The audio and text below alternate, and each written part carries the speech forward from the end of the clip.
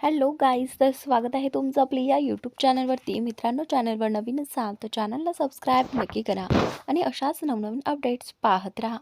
इकडे दुसरीकडे इशिता रुग्णालयातून बाहेर पडून घरी परतली होती. तिच्या मागोमाग आदित्यही तिच्या घरी पोहोचला होता. तो घरात आला तेव्हा त्याने पाहिलं की त्याची आई वरच्या दिशेने पाहत उभी होती. ते पाहताच आदित्यला समजून चुकलं की त्याच्या आईने इशिताला पाहिलं आहे. तो लगेच आईजवळ गेला आणि विचारलं, काय झालं? इशिता खोलीत आहे का? शोभा गोयंकांनी समोर उभ्या असलेल्या मुलाकडे पाहत काळजीच्या स्वरात उत्तर दिलं, हो. ती थोड्याच वेळापूर्वी धावत वर गेली. पण नेमकं झालं तरी काय? ती इतकी अस्वस्थ का होती? तुमच्यात पुन्हा काही भांडण झालं का? आदित्य, जर तू तिला पुन्हा काही बोलला असशील तर लगेच जाऊन तिची माफी माग. तू कायम तिच्याशी वाद घालतोयस आणि ती मात्र तुला किती मनापासून प्रेम करते. तुला कायम आनंदी ठेवायचा प्रयत्न करते. आईचं बोलणं ऐकून आदित्यनं एक खोल श्वास घेतला. आज नेमकं काय घडलं आहे हे तो आईला सांगू इच्छित नव्हता. कारण त्याच्या मनात निर्माण झालेल्या प्रश्नांची उत्तरं त्याला आधी इशिताकडूनच हवी होती. आईच्या प्रश्नांना उत्तर देण्याऐवजी तो हलकसं हसला आणि पटकन वरच्या मजल्याकडे निघून गेला. खोलीत गेल्यावर त्याने पाहिलं की इशिता बाल्कनीत उभी आहे. बाल्कनीत उभी राहून ती जोरजोरात रडत होती. ते दृश्य पाहून आदित्यला अजिबात बरं वाटलं नाही. तिला कसं सावरायचं हेच त्याला कळत नव्हतं. तो हळूच तिच्या मागे गेला आणि शांत आवाजात म्हणाला, तोच ना तो माणूस ज्याला तू 5 वर्षांपूर्वी सोडून दिलंस, म्हणजे कबीर खन्ना, तुझा एक्स पती. आदित्यचा हा प्रश्न ऐकताच इशिता विचारांच्या गर्दीतून बाहेर आली. आदित्यला हे सगळं माहीत असेल याची तिला अजिबात अपेक्षा नव्हती. तिने पटकन डोळ्यातले अश्रू पुसले आणि आदित्यकडे वळून पाहत म्हणाली, आपण काय बोलताय? कबीर खन्ना माझा एक्स पती? असं काहीच नाही. तुम्ही अचानक असा प्रश्न का विचारताय? इशिताचं घाबरलेलं बोलणं पाहून आदित्य हलकसं हसला आणि म्हणाला, घाबरू नकोस, मी काहीही बोलणार नाही. माझी सत्यता तुला माहीतच आहे.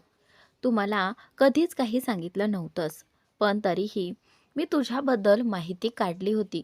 जेव्हा तू पहिल्यांदा माझ्या आयुष्यात आलीस तेव्हा तू माझ्या मुलाला आधार दिलास. तेव्हाच मी माझ्या बॉडीगार्डला तुझ्या मागे लावलं होतं. त्याच्याकडून मला कळलं की एका अपघातात तुझा ॲक्सिडेंट झाला होता आणि तू आधीच विवाहित होतीस. मला वाटलं होतं की हे सगळं तू स्वतः माझ्याशी येऊन सांगशील, पण 5 वर्ष उलटली आणि तू स्वतःबद्दल काहीच सांगितलं नाहीस.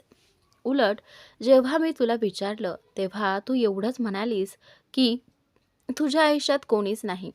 मग मी फार विचार केला नाही. मला वाटलं तुला तुझ्या भूतकाळात जायचं नसेल आणि भविष्यासाठी पुढे जायचं असेल, म्हणून मीही गप्प राहिलो.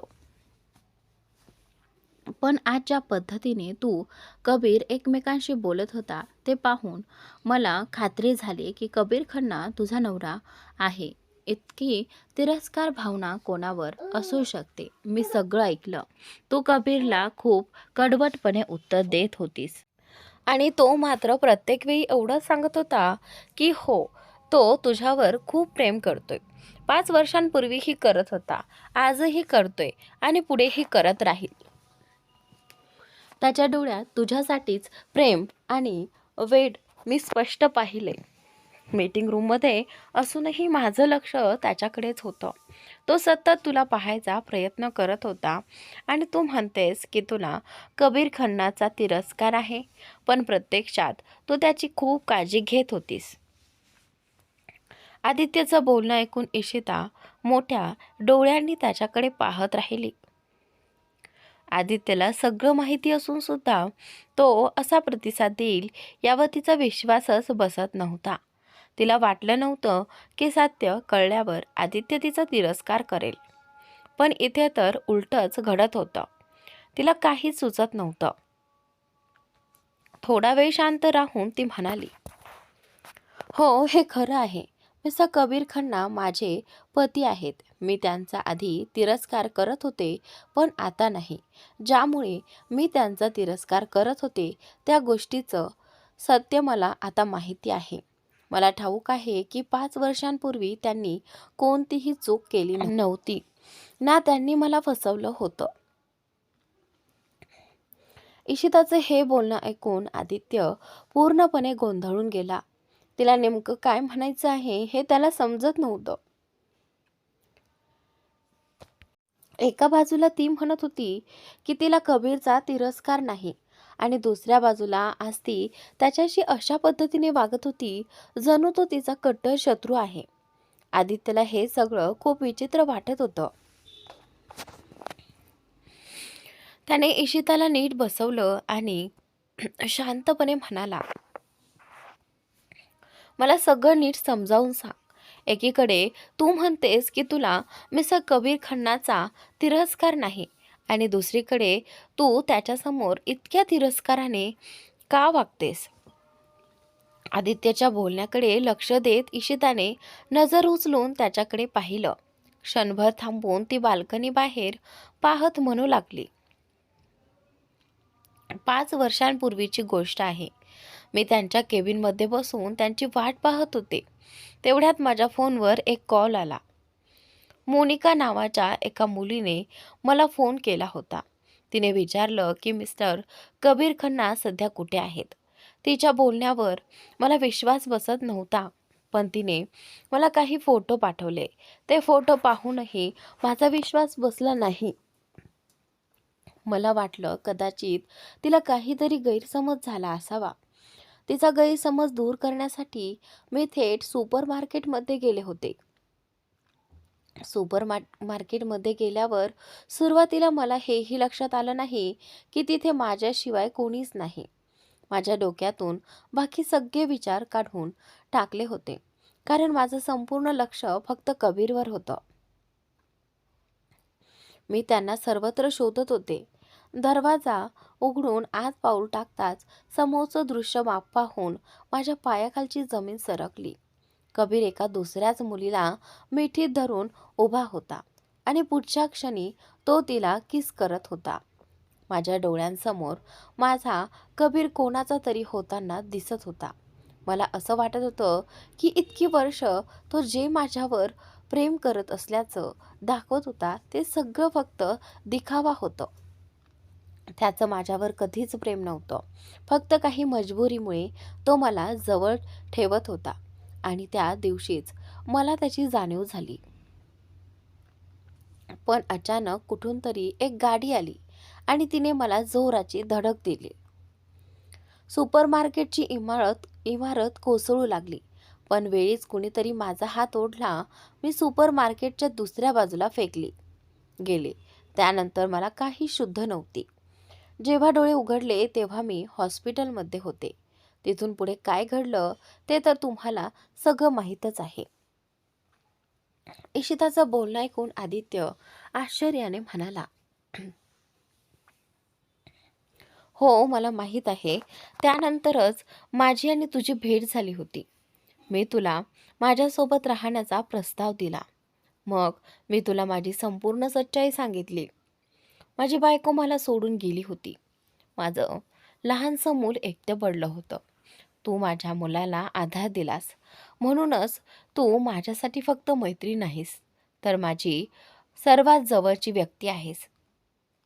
आपल्या नात्यात नवरा बायकोचं नातं नव्हतं, पण आपण दोघं खूप चांगले मित्र म्हणून राहिलो.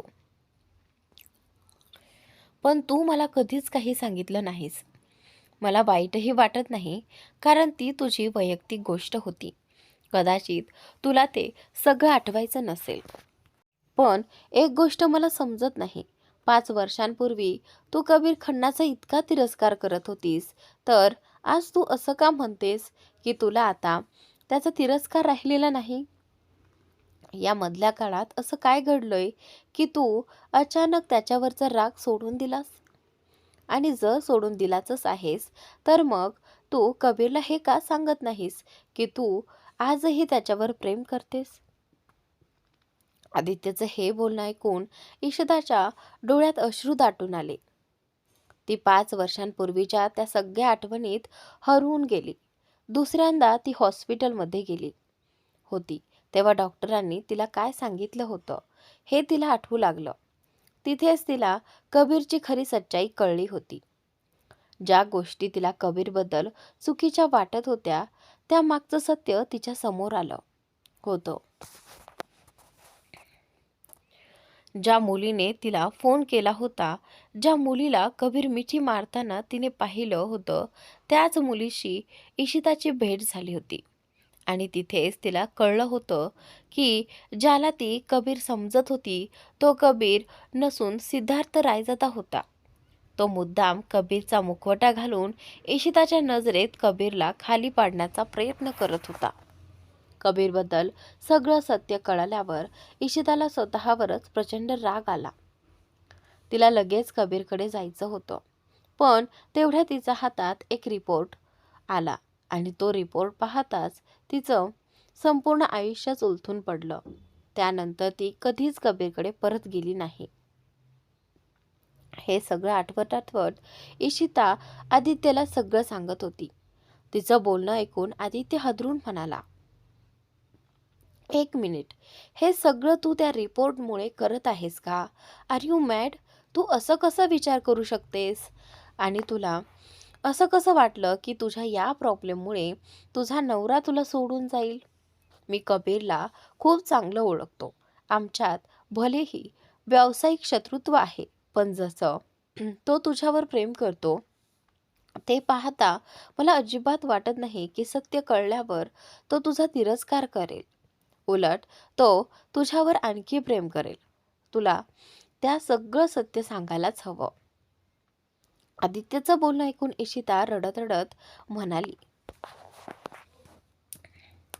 कसं सांगू मी त्यांना ती खुशी देऊ शकत नाही.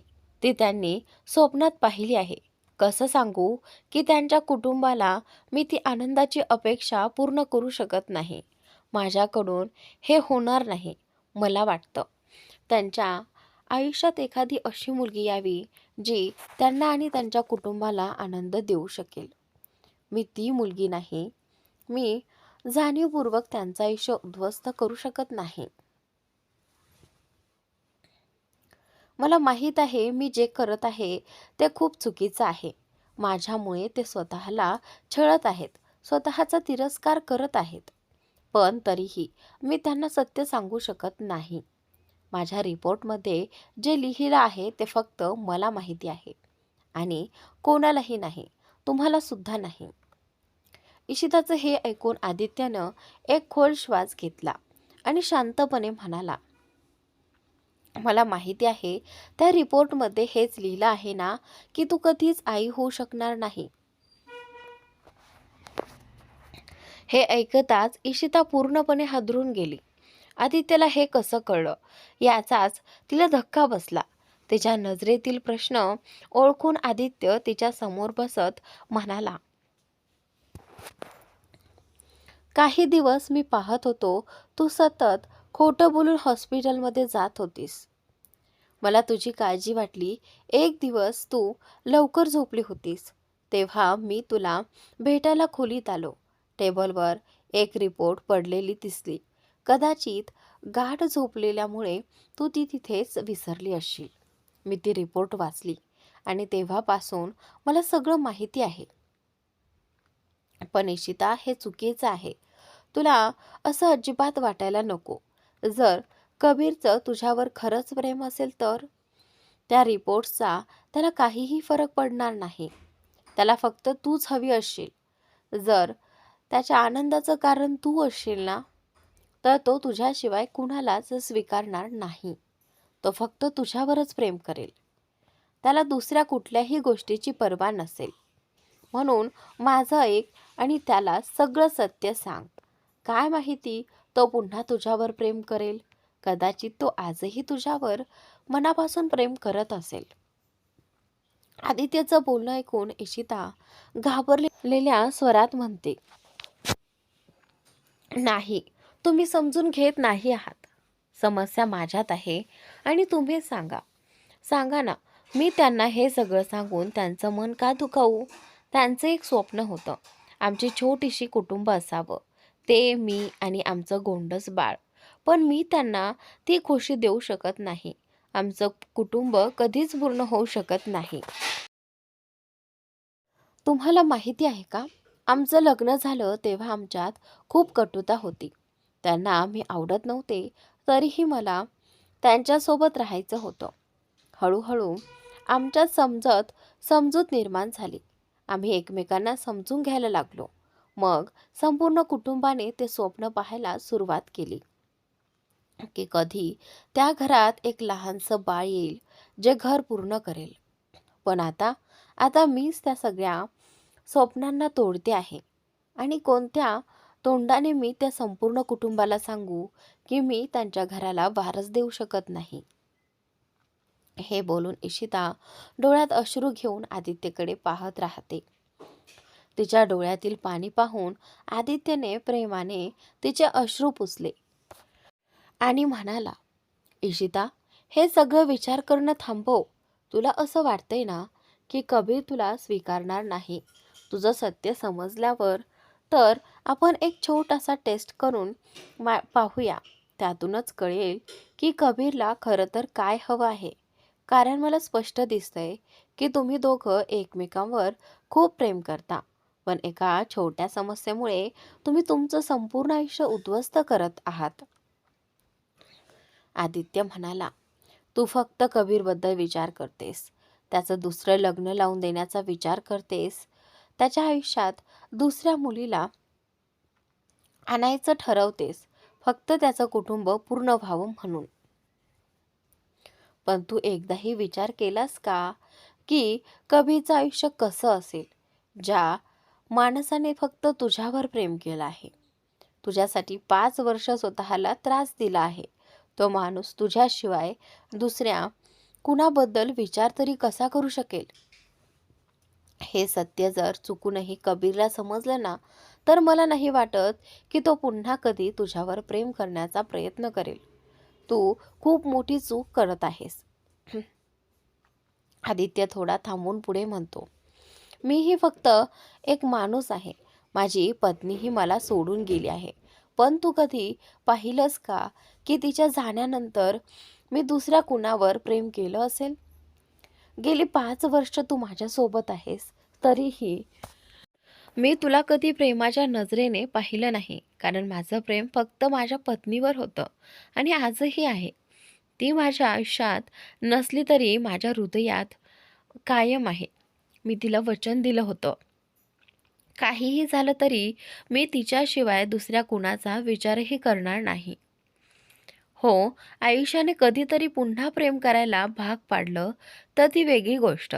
पण या 5 वर्षात मी तुझ्यासोबत फक्त मैत्रीचं नातं प्रामाणिकपणे निभावलं आहे. आणि तू ज्या माणसाला दुसरं लग्न करायला सांगते आहेस, त्याची पत्नी आजही जिवंत आहे. तो माणूस आजही तिच्यावर बेइंतहा प्रेम करतो. आदित्य पुढे सांगतो, मी पाहिलं होतं. हॉस्पिटलमध्ये त्याची बहीण ॲडमिट होती. तू निघून गेल्यावर मी लक्षात घेतलं की मिस्टर सोहेल मित्तल आणि कबीर खन्नाही निघून गेले होते. मी बॉडीगार्डकडून चौकशी केली तेव्हा समजलं, सोहेल मित्तल यांची पत्नी अनया मित्तल गेली 5 वर्ष हॉस्पिटलमध्ये ॲडमिट आहे. हे ऐकून इशिता म्हणते, हो, अनया माझी बालपणीची मैत्रीण आहे. कबीर आणि त्यांच्या कुटुंबाला मी ओळखण्याआधीपासूनची. शाळा, कॉलेज, प्रत्येक टप्प्यावर ती माझ्यासोबत होती. मला काही झालं की ती सगळं स्वतःवर घ्यायची. मला साधीशी जखम झाली तरीही तिला सहन होत नसे. तिच्याच सांगण्यावरून मी तिच्या भावाशी लग्न केलं होतं. त्यावेळी मला कबीरवर अजिबात प्रेम नव्हतं. उलट मी त्यांना घाबरत होते. कारण त्यांच्या स्वभावाबद्दल मला आधीच माहिती होतं. अनयाच ती होती जिने मला आणि कबीरला जवळ आणलं. तिनेच मला प्रेमाचा अर्थ समजावला आमचं नातं घट्ट करण्यासाठी तिने सर्वात जास्त प्रयत्न केले. मी निघून गेल्यावर तिची अशी अवस्था होईल याची कल्पनाही मला नव्हती. या 5 वर्षात जर मला तिची तब्येत इतकी गंभीर आहे हे कळलं असतं, तर मी नक्की परत आले असते. तिच्याजवळ गेले असते. माझ्याकडून इतकी मोठी चूक कशी झाली हेच मला समजत नाही. मी फक्त स्वतःचा विचार केला आणि इतक्या लोकांना वेदना दिल्या. इशिताचा आवाज थरथरतो. माझ्या एका निर्णयामुळे कित्येक लोकांनी 5 वर्ष वेदना सहन केल्या आहेत. माझा भाऊ, अनयाचा नवरा, ज्याने या काळात आपल्या मुलांसोबत खेळायला हवं होतं, तो आज पत्नीला घेऊन हॉस्पिटलमध्ये आहे. कबीर, जो आजही माझ्यावर प्रेम करतो, मला माहीत आहे तो मनापासून माझ्यावर प्रेम करतो. त्यानेही या 5 वर्षात स्वतःला खूप त्रास दिला आहे. माझं कुटुंब, ज्यांना माझ्या निघून जाण्याची बातमी कळून कदाचित कधीच आनंद मिळाला नसेल, हे सगळं मी कधीच विचारात घेतलं नाही. माझ्या डोक्यात एकच गोष्ट होती, मी त्या कुटुंबाला पूर्ण आनंद देऊ शकत नाही आणि हे सत्य कधीच बदलणार नाही, ती निर्धाराने म्हणते. म्हणून आता मी कबीरच्या मनात माझ्याविषयी तिरस्कार निर्माण करेन. इतका तिरस्कार की तो दुसरं लग्न करायला भाग पाडेल. आणि ज्या दिवशी त्याचं दुसरं लग्न होईल ना, त्या दिवशी मी त्याच्या आयुष्यातून कायमची निघून जाईन आणि पुन्हा कधीही परत येणार नाही. मी त्यांना माझा चेहराही दाखवणार नाही.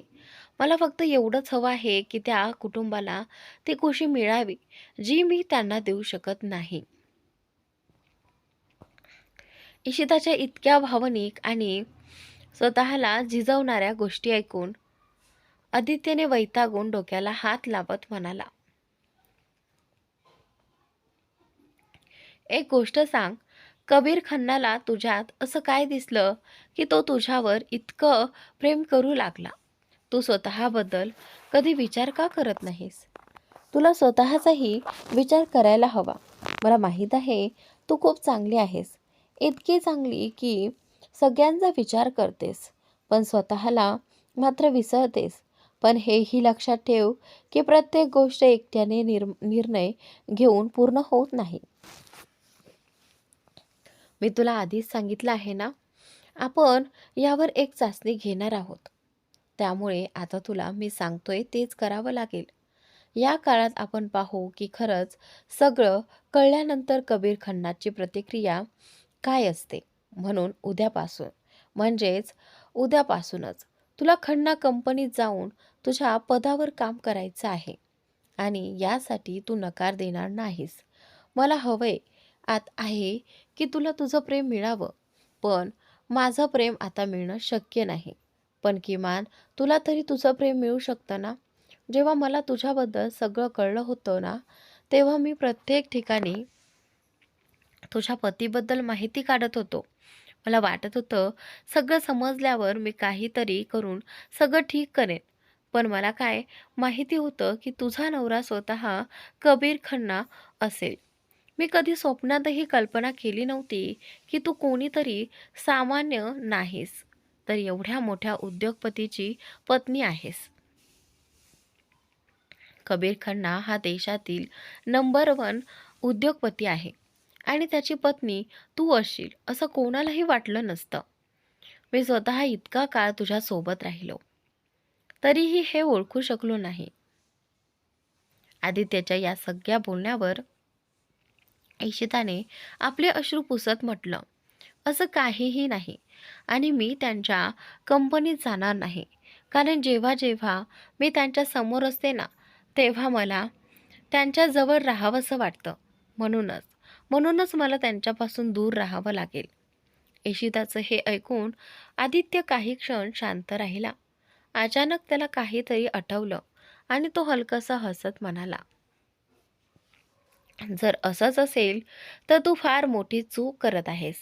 एकीकडे तुला वाटतं की कबीरच्या आयुष्यात दुसरी एखादी मुलगी यावी आणि दुसरीकडे तू त्याच्या समोर जायला तयार नाहीस. तू तर तू जर त्याच्या कंपनीत त्याच्या जवळ राहिलीस तर तू स्वतः प्रयत्न करू शकशील की त्याच्या आयुष्यात योग्य मुलगी यावी. कदाचित अशी एखादी मुलगी मिळेल जी त्याच्यासाठी योग्य असेल, जी तुझ्यासारखीच त्याला समजून घेईल. असं झालं तर तुझं ओझंही हलकं होईल. तुझ्या मनात जी भीती, अस्वस्थता आणि गोंधळ भरलेला आहे तो सगळा कमी होईल आणि तू पुन्हा शांतपणे तुझं आयुष्य जगू शकशील. माझं काम होतं तुला समजावणं आणि ते मी केलं आहे. आता एकदा एकदा तरी माझ्या बोलण्यावर विचार कर. सध्या मी तुला एकटीला सोडतो जेणेकरून तू शांतपणे विचार करू शकशील. पण याचा अर्थ असा नाही की मी तुला सोडून जात आहे, हे कायम लक्षात ठेव. तुझ्यासोबत कोणीही असो किंवा नसो, तुझा बेस्ट फ्रेंड आदित्य गोयंका नेहमी तुझ्यासोबत असेल. हे बोलून आदित्य हसत तिथून निघून गेला. आदित्य गेल्यानंतर इशिता अक्षरशः फुटफुटून रडू लागली. तिने कबीरला किती काही बोलून टाकलं होतं हे सगळं आठवून तिला स्वतःचा तिरस्कार वाटत होता. रागाच्या भरात तिने समोर ठेवलेला काचेचा ग्लास उचलला आणि मुठीत घट्ट दाबत तो फोडून टाकला. काच फुटताच त्याचे तुकडे तिच्या हातात रुतले. तिच्या हातातून रक्त वाहू लागलं, पण तिला त्याची काहीच पर्वा नव्हती. कारण तिच्या मनात एकच विचार सतत घोळत होता. तिने कबीरवर इतका घाणेरडा आरोप का केला, जेव्हा सत्य तिला आधीपासूनच माहिती होतं. कबीर तिला सगळं सांगण्याचा प्रयत्न करत होता. राहिला, पण तिने त्याचं ऐकलंच नाही. तिने त्याच्याकडं पाहिलं सुद्धा नाही. त्यावेळी त्याच्या डोळ्यात किती खोल दुःख होतं हेही तिला आता प्रकर्षाने जाणवत होतं. हे सगळं आठवून इशिताने हाताची मूठ घट्ट आवळत स्वतःशीच म्हणाली, का का का मी असं केलं? मी अशी नव्हते. मी कधीच कुणाचं मन दुखावलं नव्हतं. मग आज मला त्यांचंच मन का तोडावं लागलं? ज्यांना मी माझं मन दिलं होतं त्यांच्याशी मी असं कसं करू शकते? मी त्यांना सत्यही सांगू शकत नाही. कारण जर मी त्यांना सत्य सांगितलं तर कदाचित ते मला पाहायलाही तयार होणार नाहीत किंवा माझा आणखी जास्त तिरस्कार करतील. आधीच ते माझ्यावरती रागावले आहेत. मला कळत नाही मी काय करू. मी त्यांना कसं सांगू की मी त्यांच्या आयुष्यात का येऊ शकत नाही. काश आज मी आई बनू शकले असते, तर आज माझ्या आणि त्यांच्यामध्ये सगळं ठीक झालं असतं. आपलं एक छोटंसं कुटुंब असतं. पण कदाचित माझ्या नशिबात ते सुखच नव्हतं. जर असतं तर आज मी आनंदी असते, माझ्या कबीरजवळ, त्यांच्या कुशीत, त्यांच्या अगदी जवळ. त्यांना कधीच सोडून गेली नसते. हे सगळं विचार करत इशिताने हळूच डोळे मिटले. दुसरीकडे सोहेलनेही त्यांच्यातला सगळा संवाद ऐकला होता.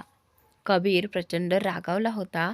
त्यामुळे कोणाशीही काहीही न बोलता तो तिथून निघून गेला. अनया आता बरी झाली होती, पण तरीही ती उठू शकत नव्हती.